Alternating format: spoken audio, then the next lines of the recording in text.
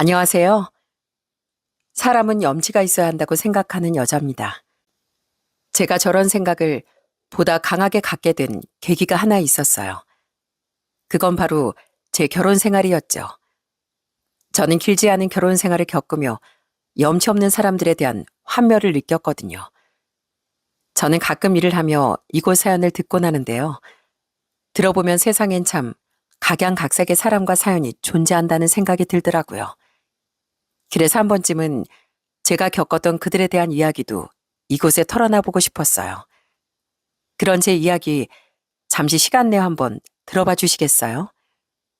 저희 부모님은 함께 옷장사를 하며 저와 여동생을 키워주셨습니다. 그래서 어릴 때부터 자연스레 다양한 옷을 많이 접할 수 있었죠. 제 동생은 가끔 기획사 명함을 받을 정도로 외모도 예쁘고 날씬했는데요. 그래서인지 무슨 옷을 입어도 태가 참 잘 났습니다.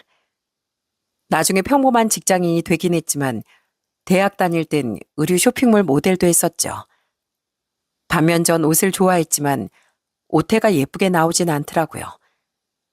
전 학창시절에 잠깐 역도부 생활을 했었는데 그 정도로 타고난 뼈대도 굵고 덩치도 좀 있는 편이었거든요. 역도부 생활을 그만둔 뒤엔 살을 제법 뺐는데도 타고난 뼈대 때문에 몸무게보다 항상 더 부해 보이더라고요. 그래도 전 옷이 좋았기에 대학도 옷과 관련된 전공을 선택했습니다. 운동도 좋았지만 운동보다 의류 쪽 일이 더 매력적으로 느껴지더라고요. 대학을 졸업한 전 의류회사를 다니기 시작했습니다. 그렇게 직장 생활하다 소개로 같은 직장이던 남편을 만나게 됐죠. 내가 평생 손에 물 안 묻히게 해준다는 약속은 못해. 그래도 평생 은희 너랑 언젠가 태어날 우리 아이를 절대 굶기는 일은 없을 거야. 그건 약속할 수 있어. 나 믿고 나한테 시집 와줄래? 전 남편의 순한 웃음과 꾸준히 보여준 책임감이 참 좋았습니다. 그래서 남편의 청혼을 받아들이고 결혼에 꼴이 나게 됐죠. 제가 결혼할 때 친정에선 5천만 원을 도와주셨어요. 반면 시댁에선 형편이 좋지 않아 도움을 주실 수는 없었고요. 남편과 전 모은 돈을 합치고 친정에서 도와주신 5천만 원을 보태 1억 8천짜리 빌라 전셋집을 구했습니다. 집값 비싼 서울에서 그 돈으로 깔끔한 전셋집을 구하기가 쉽진 않았는데 대출을 받고 싶진 않더라고요. 우린 대출을 받아 좀 더 넓고 좋은 집을 구하는 대신 차라리 빨리 돈을 모아 자가를 마련하기로 했죠. 그래도 열심히 발품을 판 덕에 어느 정도 깔끔하고 방도 2개인 전세 매물을 구할 수 있었고요. 그런데 결혼해보니 생각보다 시댁에 문제가 좀 있더라고요. 시모는 적당한 규모의 설렁탕집을 운영하고 있었고 시부는 오래된 철물점을 운영하셨는데요.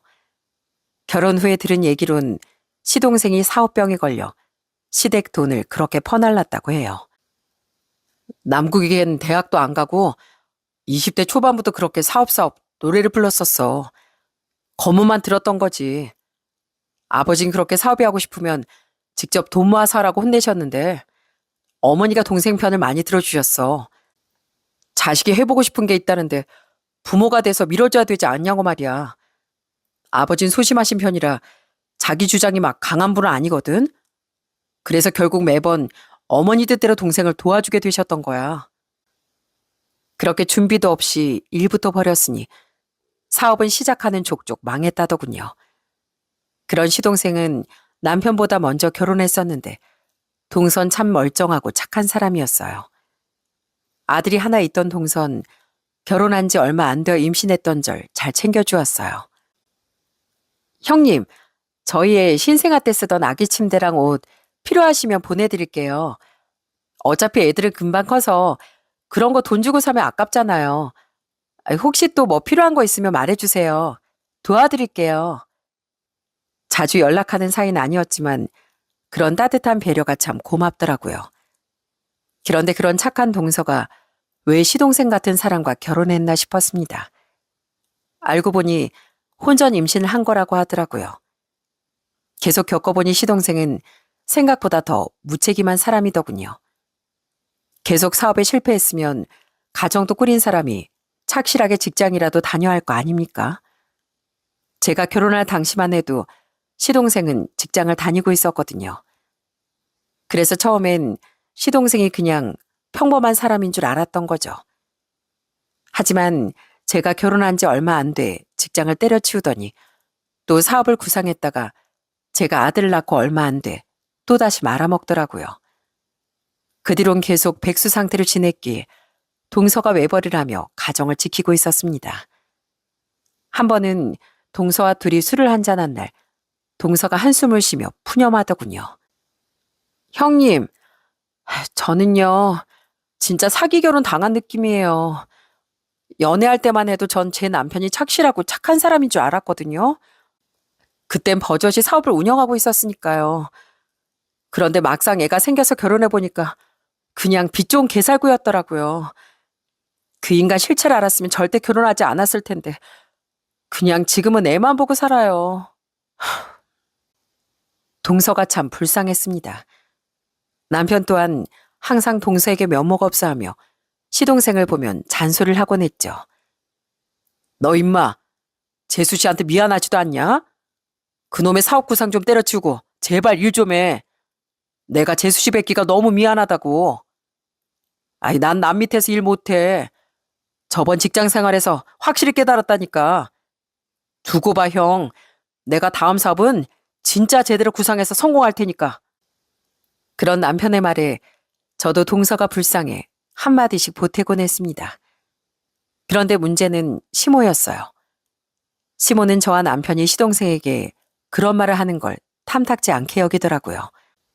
시모는 동서에게 항상 이런 식으로 말을 했었거든요. 우리 남국이도 다 생각이 있는 애다. 그러니까 애가 집에 있다고 기죽이고 그러면 안 돼. 아내는 항상 남편을 존중해줘야 하는 법이야. 알았지? 어머니, 가뜩이나 힘들어하는 재수 씨한테 왜 그런 말을 하세요? 죄송해요, 재수 씨. 저희 엄마가 좀 옛날 분이라 그래요. 제가 대신 사과드릴게요. 어머님, 아무리 아내랑 남편이 서로 존중해줘야 된다고 해도 동서는 지금 한계예요. 동서한테 미안하다고 하시지 못할 망정 그렇게 말씀하시는 건 저도 좀 아닌 것 같네요. 남편이 그런 시모를 말려도 시모는 한결같았기에 보다 못한 저도 시모에게 한마디씩 하곤 했습니다. 그나마 시부는 정상적인 분이었지만 남편 말대로 소심한 분이라 목소리를 키우지 못하셨죠. 그래도 시모가 평소에 저와 동서에게 못되게 굴던 분은 아니었어요. 시댁에 갈 때면 반찬도 싸주고 하던 평범한 분이었는데 다만 자기 자식들을 너무 소중하게 여겼던 겁니다. 우리 아들 너무 매운 거 못 먹으니까 음식할 때 신경 좀 쓰고, 응? 애 고기 좀 많이 먹여. 애가 좀 마른 것 같네. 시모는 반찬을 줄 때도 꼭 이런 말을 덧붙이던 분이었어요. 그래도 그 정도는 그냥 내내 할 수 있었지만 시동생 편을 드느라 동서에게 종종 저렇게 도가 지나치셨던 거죠. 아마 순한 동서가 그냥 내내 하면서 넘겼기에 더더욱 그랬던 것 같더라고요. 그리고 남편에게 시동생 말고도 막내인 여동생도 있었습니다. 그런데 시누인 말을 정말 못되게 하는 사람이었어요. 얼굴이 좀 예쁘장하고 날씬한 편이었는데 자기보다 몸매나 얼굴이 못하다고 생각하면 사람을 좀 깔보더라고요. 자기 외모에 대한 자신감이 엄청 넘치는 편이었던 거죠. 와, 저기 TV에 저 사람 좀 봐요. 저 굵은 다리로 치마를 어떻게 입고 다니지? 진짜 용기가 가상하지 않아요? 다리가 굵으면 큰 새언니처럼 긴 바지로 가리기라도 해야지. 그죠? 근데 새언니는 화장 안 하고 다녀요? 하긴 화장하는 것도 하는 예뻐지는 재미가 있어야 하는데 새언니는 별로 화장이 재미없을 수도 있겠다. 전 예뻐서 화장하는 게 너무 재밌던데. 외모도 평범하고 덩치도 큰 편이었던 절 시누인 대놓고 무시하더라고요. 동서도 이미 당해봤는지 옆에서 질렸다는 듯 고개를 절레절레 저었죠. 저는 출산 후에 살이 잘 안 빠져 많이 고생했는데 그때도 그렇게 절 비웃더라고요. 처음엔 대충 한 귀로 듣고 한 귀로 넘겼던 저는 나중엔 짜증이 나 그 입을 다물게 만들어버렸답니다. 아가씨 남한테 관심이 왜 그렇게 많아요? 남이사 치마를 입든 바지를 입든 관심 꺼요. 저 사람들 아가씨한테 관심도 없는데 그렇게 할 일이 없어요?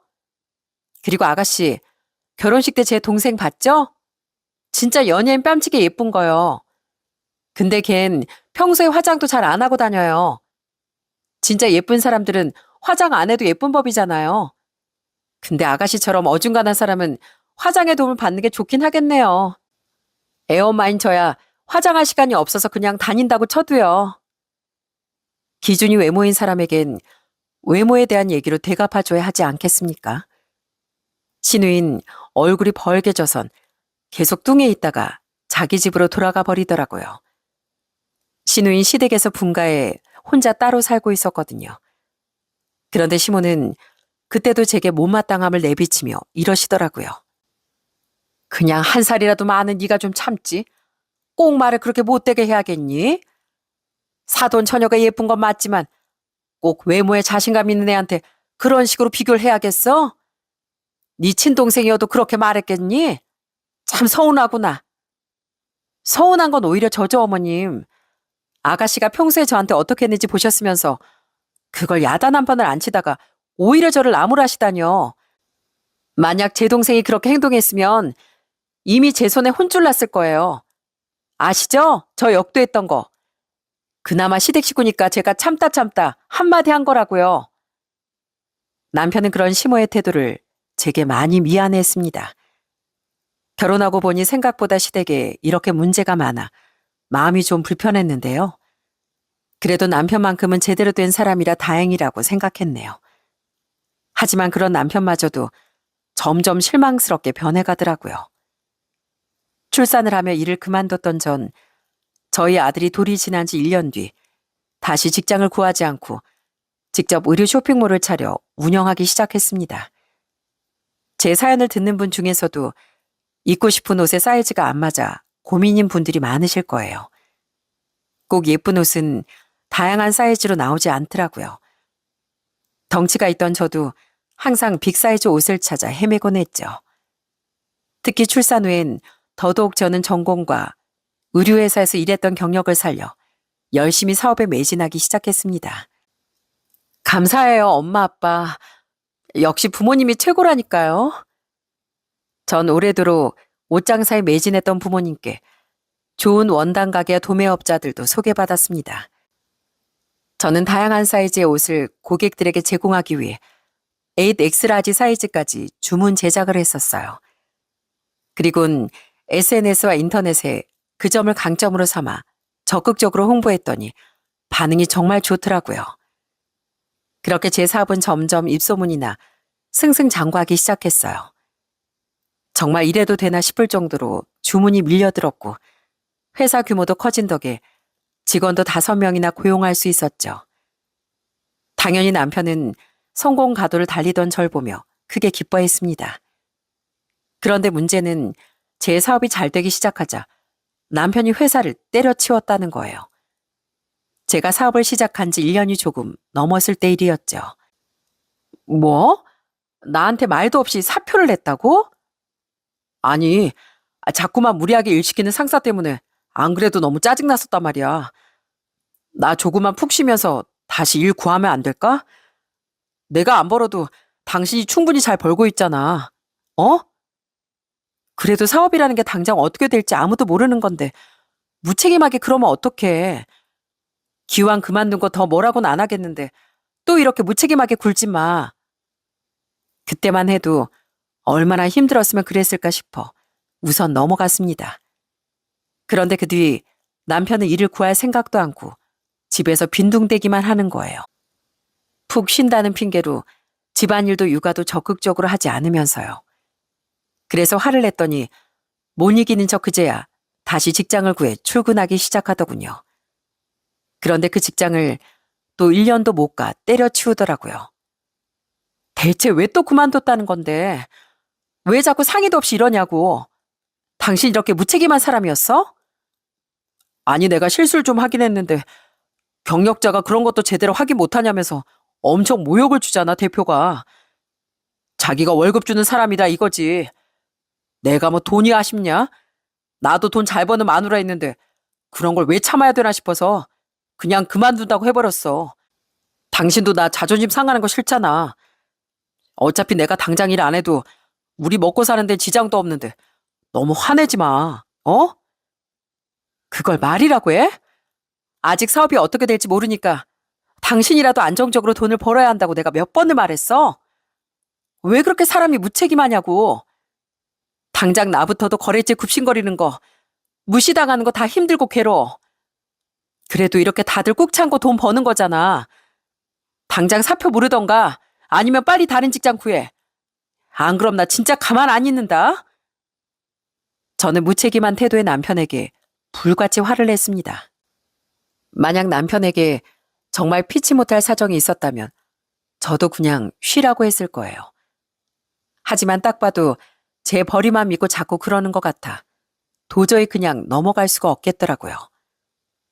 결국 남편은 제 눈치를 보다 3달 만에 다시 일을 구하긴 하더군요. 하지만 거기마저 일이 잘 안 맞는다며 2달 만에 그만두더니 화를 내던 제게 이러는 겁니다. 여보, 나 그냥 당신 회사에서 일하게 해주면 안 돼? 어차피 지금 사람 1명 더 뽑고 있다며. 당신 회사 가면 적어도 상사 스트레스는 없을 거 아니야. 어? 누굴 뽑더라도 남편인 나만큼 믿을 만한 사람이 또 어디 있겠어. 내가 열심히 도울게. 저희 회사에서 일하고 싶다던 남편의 말에 아주 관자놀이가 지끈거리더군요. 남편은 정말 열심히 일하겠다며 저를 설득했고 전 결국 남편을 한번 믿고 일을 맡겨보기로 했습니다. 어차피 직원은 뽑아야 했고 남편의 취업 문제로 계속 골머리를 앓으니 그게 낫겠다 싶더라고요. 하지만 남편이 하던 일은 의류 쪽과는 전혀 관련이 없는 쪽이었기에 저는 신입 연봉을 제시했습니다. 그리곤 아무런 특혜도 기대하지 말라고 못을 박았죠. 알겠어. 고마워 여보. 나 정말 열심히 할게. 그렇게 저희 회사에 취업한 남편이 열심히 일을 했냐고요? 아니요. 이 인간이 시킨 일은 제대로 하지도 않으면서 직원들에게 체면만 차리려고 들더라고요. 종국 씨, 오늘 오후까지 부탁했던 일 어떻게 됐어요? 아, 깜빡했네요. 미연 씨가 오전에 미리 말 좀 해주시지. 그럼 제가 깜빡하지 않았을 텐데. 근데 미연 씨, 제가 그래도 대표 남편인데 꼬박꼬박 저한테 이래라 저래라 하는 거 좀 불편한 것 같네요. 우리 서로 예의 정도는 지키면서 일할까요? 남편은 제가 보고 있지 않을 때 직원들에게 갑질을 하려고 했던 겁니다. 참다 못한 직원들이 남편이 보는 앞임에도 제게 몰려와 남편의 만행을 폭로하며 녹음한 파일까지 제게 들려주더군요. 정말 너무 미안해서 제가 어쩔 줄을 모르겠더라고요. 저는 그 즉시 남편을 잘라버렸어요. 아니 여보, 이러는 게 어딨어. 내가 대표 남편으로서 그 정도도 직원들한테 말 못하는 거야? 내가 분명히 말했지. 회사에선 우린 그냥 막내 직원이랑 대표 사이고 아무런 특혜도 없을 거라고. 근데 일도 제대로 안 하고 직원들한테 권력 남용까지 하려고 들어? 그것도 있지도 않은 권력으로? 직장 상사 스트레스 없겠다고 좋아하더니 당신 때문에 내가 직원들한테 스트레스 준 꼴이 됐잖아. 우리 직원들 일을 얼마나 잘하는데 누구 사업 망칠 일 있어? 이 꼴불견아. 뭔가 단단히 착각하고 있는 남편에게 전 고래고래 소리를 질렀어요. 그런데 제가 남편을 자른 일을 가지고 시모가 또 난리를 치더라고요. 이해, 너 어떻게 직원들 말만 듣고 네 남편을 잘러? 누가 더 네 회사를 위해 주겠니? 그 직원들이겠어? 당연히 가족인 네 남편이지. 어떻게 종국일 네 직원들 앞에서 그렇게 망신을 줘? 남편은 제 회사를 위하는 게 아니라 말아먹으려고 했어요. 제 회사같이 작은 회사에 좋은 직원 한 명 한 명이 얼마나 중요한지 아세요? 사람이 곧 재산이라고요. 아내 회사에 들어왔으면 더 조심을 했어야지. 어떻게 일도 설렁설렁하면서 직원들한테 갑질까지 해요? 아무리 그래도 네가 우리 종국일 무시하니까 그럴 수 있는 거야. 돈 좀 벌게 됐다고 남편 무시하면 쓰니? 네 시애미로서 정말 서운하구나. 공가사는 별개예요. 저야말로 남편한테 기회까지 줬던 저한테 서운해하는 어머님한테 무지막지 서운하네요. 그나마 시부께서 제게 따로 사과를 해주셨기에 치솟던 울분이 좀 가라앉더라고요. 그 뒤 시모와의 관계는 전보다 훨씬 껄끄러워졌죠. 이후 남편은 제 성화에 다시 직장을 구했지만 이번엔 한 달 만에 그만두더라고요. 그리곤 제 눈치가 보였는지 전업주부로 살아보고 싶다고 하더라고요. 당신 회사 그래도 갈수록 안정되고 있잖아. 매출도 더 늘었고 요즘엔 남자가 전업주부 하는 집도 꽤 있다던데 나 잘 해낼 수 있을 것 같아. 그럼 당신도 더 사업에 집중할 수 있지 않겠어? 평소 집안일을 뭘 시켜도 서툴고 육아 참여도도 높지 않던 사람이었습니다. 그래도 어디 한번 얼마나 잘하나 보자 싶어 우선 해보라고 했었거든요. 아니나 다를까 애한테 TV나 휴대폰만 쥐어주고 자긴 게임 삼매경에 빠져있을 때가 대부분이더라고요. 음식도 일주일에 배달 음식을 최소 5번 이상은 시켰고 집 정리도 제대로 하지 않았죠. 당신이 대체 전업주부로 사는 일이 뭐가 있어? 저 굴러다니는 머리카락 좀 봐. 애 키우는 집 이렇게 더러우면 어쩌냐고. 그리고 저기 저 산더미처럼 쌓여있는 빨래는 안 보여? 음식도 제대로 안 해. 청소도 빨래도 미루고 미뤄. 당신은 전업주부로서 완전히 실격이야. 아니 별로 티도 안 나는데 어쨌든 하기만 하면 되잖아. 난 하나도 안 거슬리는데. 내가 거슬려, 내가. 내 사업에 집중할 수 있게 해준다더니 당신 때문에 나 스트레스만 늘었다고. 아이 때문에라도 신경이 쓰여 결국 집안일도 육아도 제가 다시 많이 도맡게 됐습니다. 무책임하다며 시동생에게 그렇게 잔소리를 하던 사람이 시동생보다 더 염치 없고 무책임하게 변할 줄 정말 상상도 못했네요. 그렇게 사업이 잘 될수록 저는 점점 결혼 생활에 지쳐갔어요.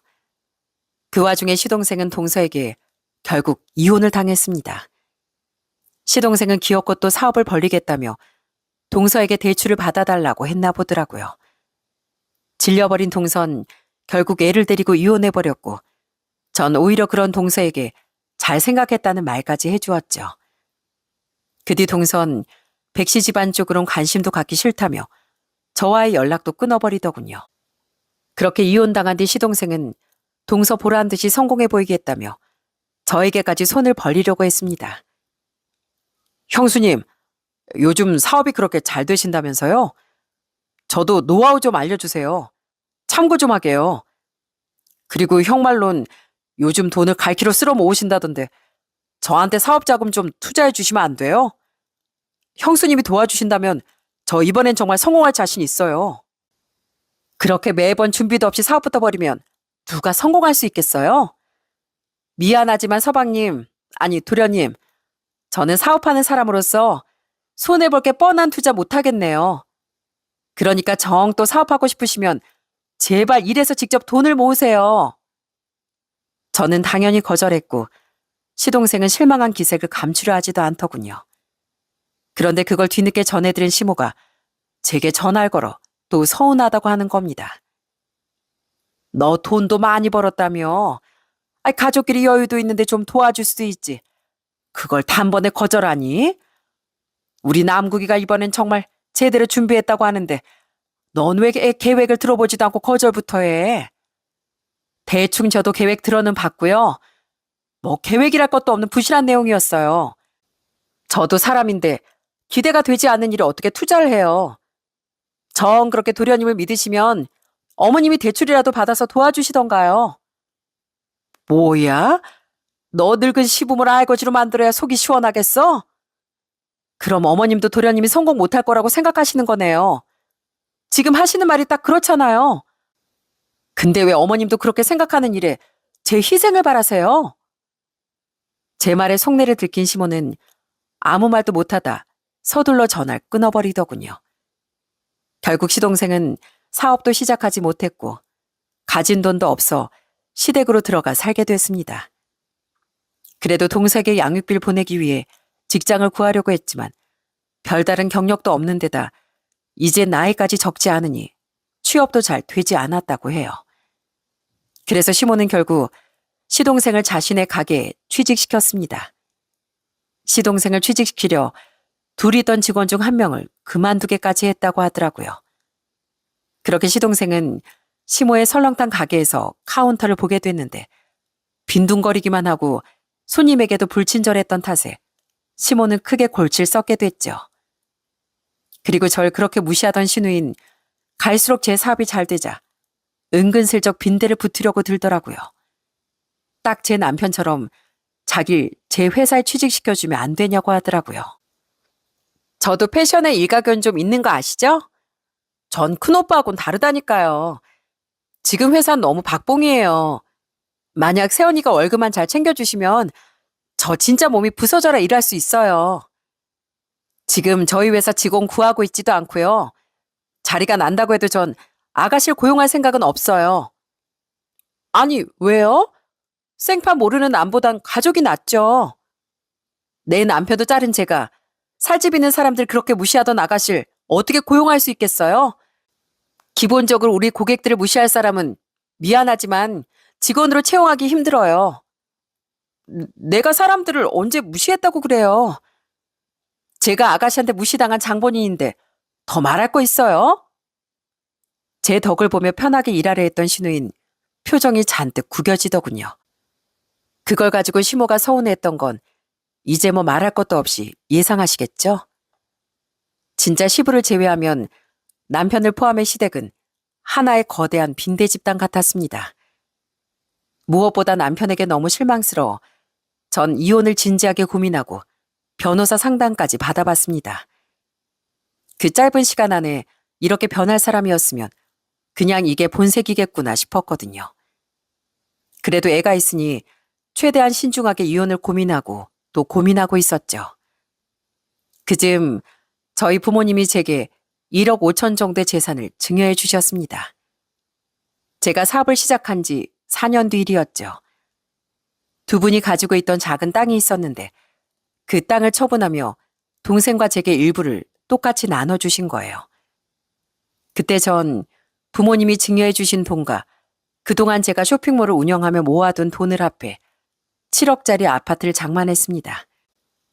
어차피 전셋집 재계약도 몇 달 남지 않았었기에 아예 자가를 마련했던 거예요.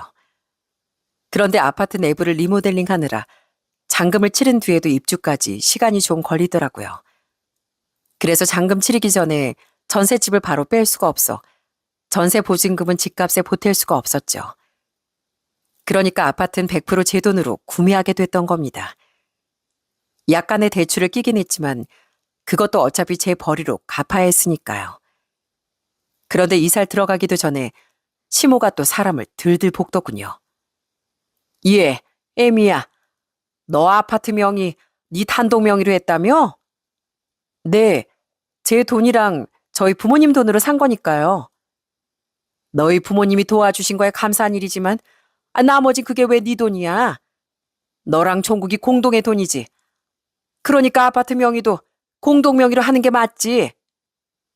제가 번 돈이고 남편은 제대로 일도 하지도 않았는데 왜 공동의 돈이에요? 우리 종국이도 어쨌든 일을 하긴 했었잖아. 쉬었던 기간이 좀 길어서 그렇지. 그리고 너 대신 우리 종국이가 집안일하고 애 키운 거 생각하면 당연히 우리 종국이한테도 기여도가 있는 거 아니냐? 그 쉬었던 기간이 너무 길어서 문제고요. 애 아빠보다 제가 집안일도 육아도 더 하고 있어요. 애 아빠 말 그대로 집에서 놀고 먹고만 있다고요. 근데 무슨 공동명의예요? 이건 더 말할 이유가 없는 것 같네요. 저는 남편한테 명의 나눠줄 생각 전혀 없고요. 그건 온전한 제 집이에요. 아무리 그래도 우리 애가 지금이야 잠깐 쉬고 있는 거지. 얼마나 능력 있는 앤데. 애가 가뜩이나 집에서 쉰다고 네 눈치 보고 사는데 집 명의까지 안 주면 애가 기죽어서 살겠니? 그건 내가 불쌍해서 못 봐주겠다 얘. 어차피 명의야 중요한 것도 아닌데 애 기라도 좀 살게 공동명의 좀 해줘. 싫다고 말씀드렸어요. 어차피 중요한 것도 아니라면서 왜 그렇게 공동명의를 주장하세요? 저는 더 할 말 없습니다. 끊겠습니다. 진짜 기가 찼습니다. 하다 별 억지를 다 부리더군요. 솔직히 그때도 자가 마련할 욕심에 우선 이사를 계획하긴 했지만 계속 전 이혼을 고민 중이었거든요. 그 와중에 공동명의라니 사람이 어쩜 이렇게 염치가 없나 싶더라고요. 염치가 없는 건 남편도 마찬가지였어요. 옆에서 통화 내용을 들은 남편은 은근히 기대하는 표정으로 이러더라고요. 우리 어머니가 다 틀린 말을 하신 건 아니지 않을까? 집안일이 티가 안 나서 그렇지. 나 되게 열심히 하고 있었어. 전업주부도 엄연한 직업인데 나한테도 당신 돈에 어느 정도는 지분이 있다고 생각해. 뭐 많은 거 바라는 것도 아니고 명의 정도 나눠줘도 괜찮지 않을까? 나 내 집이라고 생각하면 더 신나서 집안일 열심히 할 것 같아. 당신은 지금 당장 여기서 내쫓기지 않는 것만으로도 감지덕지해. 신경질 나니까 그 입 다물어. 빨리 직장 구해라 구해라 노래를 불러도 눈치를 보며 아예 백수 생활에 정착했던 남편에게 그땐 저도 정말 화멸이 난 상태였거든요. 그 와중에 그런 욕심을 내던 남편에게 더더욱 오만정이 다 떨어지더라고요. 그 뒤 시모는 계속 제게 연락해 공동명의 노래를 부르더라고요. 남편도 은근히 포기하지 않고 시모를 저 몰래 부추기는 눈치였고요. 결국엔 제가 짜증나서라도 시모의 말을 들어주길 바라는 것 같더군요. 하지만 전 그런 그들을 무시했고 어느덧 리모델링도 다 끝나 이사 날이 코앞으로 다가왔습니다. 그랬더니 시모는 약이 바짝 올랐나 보더라고요. 이사 전전날 시모는 아침부터 제게 전화를 걸어 말도 안 되는 심술을 부렸습니다. 예, 너 당장 내 가게로 뛰어와. 왜요? 저 출근해야 되는데요. 아, 일이야 직원들 시키면 되고 어디 시애미가 말하는데 토를 달어? 너 그동안 내가 시집살이도 안 시키고 건방지게 굴어도 오냐오냐 해줬더니 아주 시댁이 우스웠지? 이제부터 내가 너한테 시집살이가 뭔지 제대로 보여줄 거야. 오늘 가게에서 쓸 김치 100포기 정도 담글 거니까 와서 거들어. 네? 저더러 거기 가서 김치를 담그라고요? 저 일해야 된다니까요.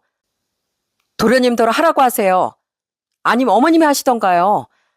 아니면 집에서 노는 제 남편 보내드려요? 뭐야? 내가 지금 너한테 시집살이 시킨다고 한 거 못 들었어? 나랑 남군이 일하느라 바쁘니까 너 혼자 와서 100포기 다 담가. 내가 네 건방지 콧대 오늘 아주 콱 꺾어줄 거야.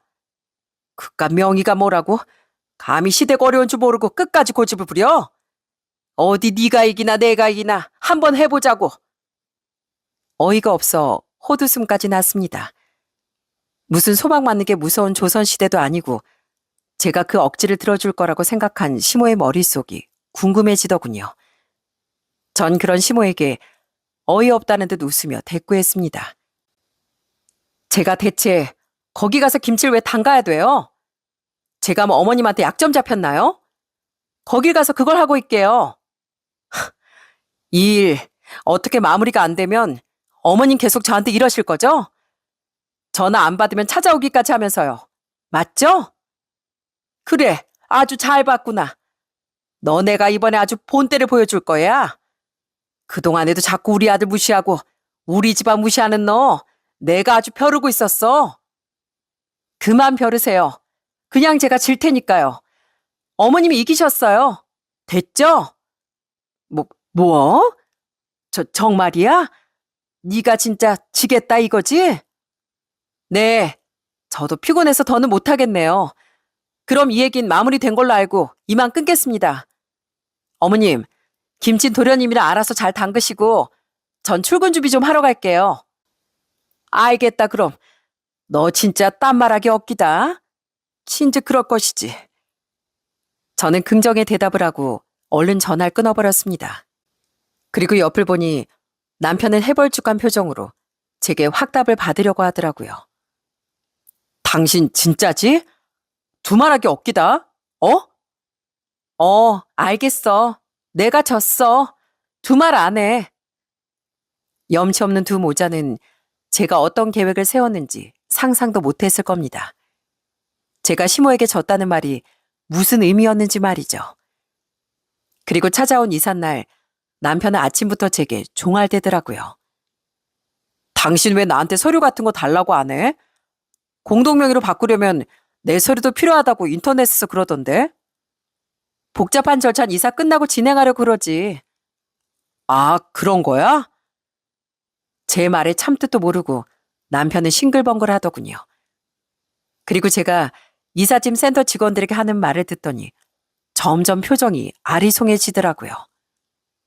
말씀드린 대로 두 집으로 나눠서 갈 거라서요.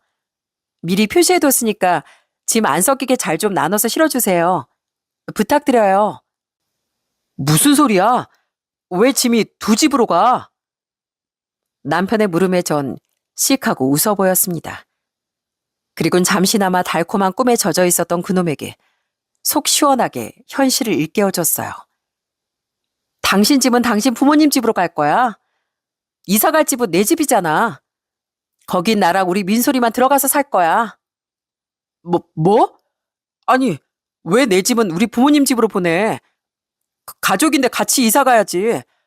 집 명의도 공동 명의로 바꿔준다며. 난 그렇게 말한 적 없는데 그냥 당신 엄마가 이겼다고만 했지. 그 말이 그 말 아니야? 아니거든. 나 안 그래도 진작에 빈대 같은 당신이랑 이혼하려고 변호사 상담까지 받았었어. 그래도 우리 민소리 생각해서 최후의 최후까지 잘 고민해보려고 했던 건데 당신 엄마가 부리는 억지에 나 완전히 두 손 두 발 다 들었어. 뒤에서 은근슬쩍 어머님을 부추기던 당신한테도.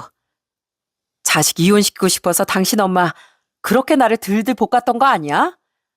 그래서 내가 행복하고 이혼해주기로 결심한 거야. 마침 이사도 겹쳐서 짐도 편리하게 나눌 수 있고 얼마나 좋아? 그래서 내가 그제 이삿짐 센터에 전화해서 미리 부탁드렸던 거야. 두 집으로 나눠서 이사할 거라고. 제 입으로 듣게 된 진실에 남편은 완전히 얼어붙고 말았습니다. 그리곤 분주하게 이삿짐을 나르고 있는 직원분들을 막아서려고 하는 거예요. 잠깐만요. 짐 나누지 마세요. 그냥 한 트럭에 실어주세요.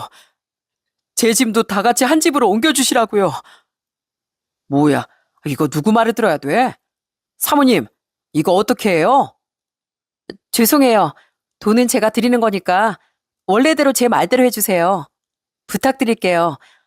만약에 이 사람 짐을 싣고 갔는데 그 집에서 안 받는다고 하면 제가 미리 말씀드린 이삿짐 보관업체 쪽으로 가주시고요. 추가 비용은 넉넉히 드리겠습니다. 돈 주는 사람이 저였으니 당연히 직원분들은 제 말을 들었습니다. 남편은 눈물을 그렁거리며 어쩔 줄을 몰라 하더니 제 팔을 붙잡고 싹싹 빌기 시작했죠. 여보, 진짜 1억이야? 내가 잘못했어. 이혼이라니. 이런 날벼락이 어딨어. 내가 직장 안 구하는 것 때문에 그래? 알겠어. 나 명의고 뭐고 다 필요 없고 이젠 진짜 다시 직장도 구할게. 그리고 절대 안 그만둘게. 그러니까 제발 이러지 마. 아니? 난 그동안 당신한테 의리 지키려고 정말 최선을 다해서 인내하고 기회를 줬어. 그걸 다 걷어찬 건 당신이야. 내 사업이 잘 되면서 당신이 얼마나 빈대근성을 가진 인간인지 똑똑하게 알았거든. 계속 이혼 고민하고 있었는데 당신 엄마 덕에 내가 깔끔하게 이혼 결심할 수 있었어. 그러니까 이건 놔. 우린 이제 끝이야. 빨리 짐을 다 빼야 전세보증금 돌려받을 거 아니야. 집주인도 우리 연락 기다리고 있다고. 전 전혀 마음을 돌릴 생각이 없었습니다. 하지만 남편은 끝까지 포기하지 못하고 출발하려던 이삿짐 트럭 앞까지 막아선 채 엉엉 울더라고요. 저는 그런 남편에게 마지막으로 서류 봉투를 하나 던져줬습니다. 이게 뭐야? 뭐긴 뭐야, 이혼 서류지. 비켜. 아무리 그렇게 버텨봐야 소용없어. 네 엄마한테 꼭 전해줘. 며느리 이겨먹고 아들 이혼시켜서 속 시원하시겠다고. 난 염치 없는 그 집안에선 더는 못 버티겠으니까 깔끔하게 이혼해드린다고 전해드려. 그럼 잘 가. 그렇게 전 남편을 두고 아이와 둘이 이사를 왔습니다. 자기 짐 때문에 절 쫓아오지도 못한 남편은 하는 수 없이 시댁으로 가게 됐죠. 가구는 새 집으로 이사하느라 많이 버렸기에 크게 짐도 없어서 시댁에 충분히 들어갈 만한 짐이었을 겁니다. 당연히 시모는 노발대발하며 제게 전화를 걸었어요. 야, 너 지금 이게 뭐 하는 짓이야? 사람 놀려? 어떻게 이삿날 남편을 쫓아내? 이제 제 남편이 아니니까요. 전 할 말은 애 아빠 통해서 다 했으니까 제 뜻은 애 아빠한테 전해드리세요. 아, 맞다. 마지막으로 한 말씀 드리자면요. 그렇게 오냐오냐만 하다간 자식 인생 망치는 거예요. 어머님이 결국 이렇게 아들 이혼시키셨잖아요. 그러니까 앞으로는 자식 교육 좀 똑바로 시키셨으면 좋겠습니다. 그럼 이만 끊을게요. 저 아직 한참 이사 중이라서요. 그렇게 전화를 끊고 번호까지 차단해버리니 정말 후련하더라고요. 그런데 그날 저녁 남편은 시모를 때리고 이사한 집에 찾아와 끝까지 매달렸어요. 집 비밀번호가 전 집과 똑같았는데 남편은 그걸 알고 멋대로 집에 들어왔더라고요. 남편은 제 앞에서 시모에게 사과까지 시켰습니다. 결국엔 어머니 때문에 이 사달이 난 거잖아요. 이게 다 어머니 때문이에요. 왜 괜히 공동명의 노래를 부르셔가지고 김치 100포기가 뭐예요? 저 같아도 그런 얘기를 들으면 이혼한다고 했을 거라고요. 빨리 집사람한테 사과하세요. 빨리요. 저 내 엄마 없이 못 산다고요. 미안하다, 에미야. 난 워낙 구식인 사람이라 집 명의 정도 남자 앞으로 되어 있어야 남자 기가 산다고 생각했어. 앞으로 내가 2번 다시 안 그러마. 그러니까 한 번만 용서해주면 안 되겠니? 몇 시간 전까진 제게 소리를 지르던 사람이 아들의 윽박지름 때문에 머리 숙인 모습이 참 묘하더군요. 그렇게 시모를 사과시킨 남편은 제게 싹싹 빌며 애원했죠. 여보, 우리 어머니도 이렇게 사과하시잖아. 물론 나도 많이 잘못했지만 결정적인 원인은 어머니였잖아. 그러니까 딱 한 번만 제발 봐주라. 나 진짜 당장 나가서 막노동이라도 한다니까. 당신이 막노동을 하든 대기업에 입사하든 이제 그건 내 알 바 아니야. 게임 보면 목숨이 정해져 있는 거 알지? 당신은 내가 준 기회를 전부 날렸고 이제 당신은 나한테 죽은 사람이야. 당신 가족도 문제지만 가장 큰 문제는 당신이었다고. 그러니까 당신 가족 전부가 와서 사과한다고 해도 난 신경 안 써. 그러니까 당장 나가. 가택 침입으로 신고하기 전에. 끝까지 엉엉 울며 매달리던 남편은 결국 고개를 푹 숙인 시모와 함께 집에서 나가야 했습니다. 이후에도 남편은 끝까지 버티려고 했지만 이혼을 하지 않고 버티기엔 남편에게 유책 사유가 충분했습니다. 결국 남편은 저와 이혼할 수밖에 없었죠. 아이를 키울 환경도 제가 훨씬 좋았기에 아이 양육권도 제가 가져올 수 있었고요. 그리고 남편이 처음에 가져온 돈과 어쨌든 직장 생활한 기간도 있었으니 저는 남편에게 재산 분할을 해줘야 했습니다. 친정에서 받은 돈이야 특유 재산으로 칠 수 있었다지만 결혼 생활을 하며 제가 번 돈은 어쨌든 분할 대상이라고 하더라고요. 덕분에 남편은 이삿날 돌려받은 전세 보증금의 꽤 큰 비율을 재산 분할로 받을 수 있었지만 사실상 빈털터리로 이혼하게 됐네요. 왜냐하면 제가 변호사를 선임해 아이의 양육비를 일시불로 받길 주장했거든요. 결혼 생활 동안 남편이 보인 무책임함과 당시 남편이 오래도록 무직이었던 상황을 이유로 들어 말이죠. 결국 조정 과정에서 남편은 제게 양육비를 일시불로 주는 것에 동의할 수밖에 없었어요. 당신 진짜 매정하다. 너무 매정해. 당신 저번에 내가 보낸 문자 봤지? 그렇게 내가 우리 어머니 안 보고 살겠다고까지 했는데 어떻게 날 이렇게 무일푼으로 만들고 버릴 수가 있어? 이혼이 마무리될 당시 전 남편은 제게 억울하다는 듯 울며 원망의 말을 내뱉더라고요. 저는 한심하다는 듯한 표정을 지으며 짧게 대꾸해줬죠. 당신은 정말 듣고 싶은 말만 듣는구나.